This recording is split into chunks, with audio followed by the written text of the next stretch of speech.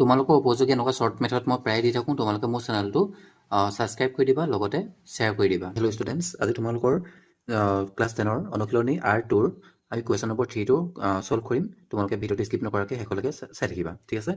এতিয়া question number 3টো কি দি থোৱা আছে, তলৰ প্ৰতিটো সংখ্যাৰ ঘনৰ একক স্থানৰ অংক কি হ'ব? বুজি পালা? তাৰমানে এটা সংখ্যা যদি আমি ঘনফল উলিয়াওঁ, ঘনফলটো আমি পূৰণ নকৰাকৈ আমি তাৰ একক স্থানত কি থাকিব আমি সেইটো উলিয়াব পাৰোঁ। বুজি পালা? এতিয়া আমি এই অংকটো আমাক দি থোৱা আছে 14। এই 14 সংখ্যাটো যদি আমি ঘনফল উলিয়াওঁ, ঘনফল উলিয়াবলৈ হ'লে আমি 14 আমি ইনটু কৰিব লাগিব বা পূৰণ কৰিব লাগিব। পূৰণ কৰি পিনি আমি এটা ঘনফল পাম। সেই ঘনফলটোৰ শেষত তাৰমানে এককৰ স্থানত কি থাকিব আমি সেইটো উলিয়াব লাগে। এতিয়া আমি পূৰণ নকৰাকৈ কেনেদৰে আমি এইটো অংক ছল্ভ কৰিব পাৰিম বা শ্বৰ্ট ফৰ্মত আমি কৰিব পাৰিম সেইটো তোমালোকে চাই ল'বা। এতিয়া চাবা, আমি বৰ্গ সংখ্যাত এককৰ স্থানত কি থাকিব আমি সেইখিনি শ্বৰ্ট ফৰ্মত কৰিছিলোঁ। তোমালোকে যদি সেইটো ভিডিঅ' নাচোৱা তেতিয়াহ'লে আগৰ ভিডিঅ'ত তোমালোকে চাই ল'ব পাৰিবা। বুজি পালা? এতিয়া চোৱা, আমি আগতে কি কৰোঁ, 14টো আমি ঘনফল উলিয়াবলৈ হ'লে আমি 14 কিউব কৰোঁ। বুজি পালা? 14 কিউব মানে কি হৈছে, 14 তিনিটা ইনটু কৰা। এতিয়া 14 তিনিটা যদি আমি ইনটু কৰোঁ কিমান পাম, 2744।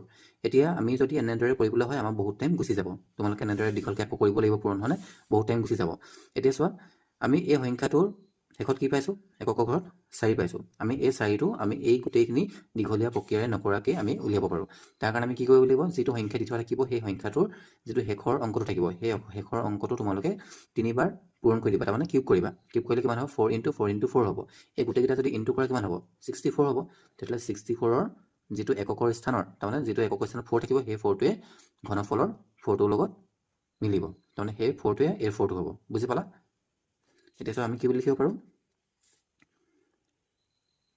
আমি লিখিব পাৰোঁ 14ৰ ঘনৰ একক স্থানৰ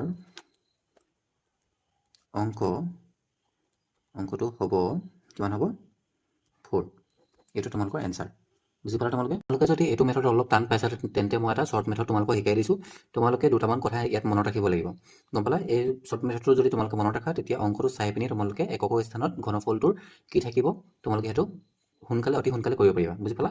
এতিয়া চোৱা, যদিহে সংখ্যাটোৰ এককৰ স্থানত 1 থাকে তেতিয়াহ'লে যিটো ঘনফল ওলাব তাৰ একক স্থানত 1 থাকিব। বুজি পালা? যদিহে সংখ্যাটোৰ এককৰ স্থানত 2 থাকে তেতিয়াহ'লে যিটো ঘনফল ওলাব তাৰ একক স্থানত 8 থাকিব। যদিহে সংখ্যাটোৰ এককৰ স্থানত 3 থাকে, বুজি পালা, তেতিয়াহ'লে যিটো ঘনফল ওলাব তাৰ এককৰ স্থানত কি থাকিব বাৰু, 7 থাকিব। বুজি পালা? আৰু যদিহে সংখ্যাটোৰ এককৰ স্থানত 4 থাকে তেতিয়াহ'লে যিটো ঘনফল হ'ব তাৰ একক স্থানতো 4 থাকিব। বুজি পালা? তাৰপিছত যিটো সংখ্যা তোমালোকৰ একক স্থানত 5 থাকিব তেতিয়াহ'লে ঘনফলটোৰ একক স্থানত কি থাকিব, 5 থাকিব। যদিহে 6 থাকে তেতিয়াহ'লে কি থাকিব, তেতিয়াও 6 থাকিব। বুজি পালা তোমালোকে? যদিহে 7 থাকে, 7 থাকিলে তেতিয়া কি থাকিব বাৰু, 7 থাকিলে 3 থাকিব। বুজি পালা? আকৌ যদি 8 থাকে তেন্তে তাৰ একক স্থানত কি থাকিব, 2 থাকিব। বুজি পালা? আৰু যদিহে 9 থাকে, মই কিনাৰতে লিখি দিছোঁ, তোমালোকে চাই ল'বা। যদিহে 9 থাকে তেতিয়াহ'লে তাৰ একক স্থানত কি থাকিব, 9 থাকিব। আৰু যদিহে সংখ্যাটোৰ একক স্থানত 0 থাকে তেতিয়াহ'লে তাৰ ঘনফলৰ একক স্থানত 0 থাকিব। বুজি পালা?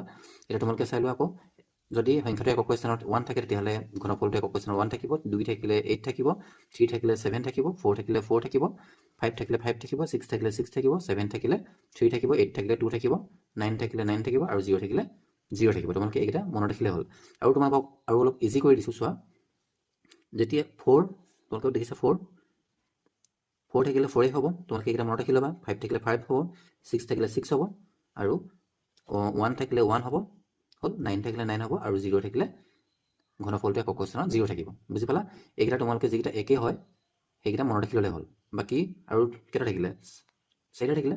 এইকেইটাতো তোমালোকে এটা কণ্ডিশ্যন আছে, চোৱা, 2 থাকিলে 8 থাকিব আৰু 8 থাকিলেও 2 থাকিব। তোমালোকে এই দুটা যদি মনত ৰাখি লোৱা, উল্টা কৰি দিলে তোমালোকে এনচাৰটো পাই যাবা। বুজি পালা? 3 থাকিলে 7 থাকিব, তেতিয়াহ'লে আকৌ 7 উল্টা কৰি দিয়া, 7 থাকিলে কি থাকিব, 3 থাকিব। বুজি পালা? তোমালোকে এনেদৰে তোমালোকে এইটো মনত ৰাখিব পাৰা। বুজি পালা? এইটো শ্বৰ্ট মেথড তোমালোকে ভালদৰে মনত ৰাখি ল'বা। এতিয়া তোমালোকে চোৱা, 2 নম্বৰ কুৱেশ্যনটো কি আছে, 18 আছে। এতিয়া 18 সংখ্যাটোৰ একক স্থানত কি আছে, 8 আছে। যদি সংখ্যাটো একক স্থানত 8 থাকে তেতিয়াহ'লে যিটো ঘনফল ওলাব সেই ঘনফলটোৰ একক স্থানত কি থাকিব, যদি 8 থাকে তেতিয়াহ'লে ঘনফলটো একক স্থানত কি থাকিব, 2 থাকিব বা 2 থাকিব। বুজি পালা? তোমালোকে ডাইৰেক্ট লিখি দিলে হ'ল। তোমালোকে সেইখন মুখস্থ কৰি ল'বা ধুনীয়াদৰে, তেতিয়া ডাইৰেক্ট তোমালোকে লিখি দিলে এনচাৰটো শুদ্ধ হৈ যাব। তেতিয়াহ'লে আমি লিখিম 18ৰ ঘনৰ একক স্থানত কি থাকিব 2 থাকিব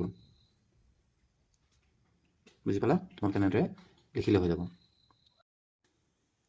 এতিয়া তোমালোকৰ 3 নম্বৰ কুৱেশ্যনটো কি দি থোৱা আছে চোৱা 3 নম্বৰ কুৱেশ্যনটো দি থোৱা আছে 13 এতিয়া 13টো এককৰ স্থানত কি আছে 13টো এককৰ স্থানত 3 আছে তেতিয়াহ'লে 3 থাকিলে ঘন সংখ্যাটোৰ একক স্থানত কি থাকিব যেতিয়া 3 থাকিব তেতিয়া ঘন সংখ্যাটোৰ একক স্থানত 7 থাকিব তেতিয়াহ'লে কিমান ইজি হৈছে তোমালোকে দেখিছে তোমালোকে এখন ধুনীয়াকৈ কি কৰি ল'বা মুখস্থ কৰি ল'বা বা মনত ৰাখি ল'বা তেতিয়া বহুত ইজি হৈ যাব তোমালোকৰ বুজি পালা ইমানখিনি দীঘলকৈ তোমালোকে নকৰিলেও হ'ব গম পালা যদি তোমালোকে এখন মনত ৰাখিবলৈ টান লাগে বা অলপ প্ৰব্লেম হয় তেতিয়াহ'লে এইটো মেথডত তোমালোকে অংকটো কৰি উলিয়াব পাৰা বুজি পালা মই 3টা তোমালোকৰ মেথড দেখাই দিলোঁ সেই 3টাৰ ভিতৰত যিকোনো এটা কৰিলে তোমালোকৰ নাম্বাৰটো পাই যাবা বুজি পালা এতিয়া 13ৰ এককৰ স্থানত কি আছে 3 আছে তেতিয়াহ'লে আমি কি লিখিব পাৰোঁ 13ৰ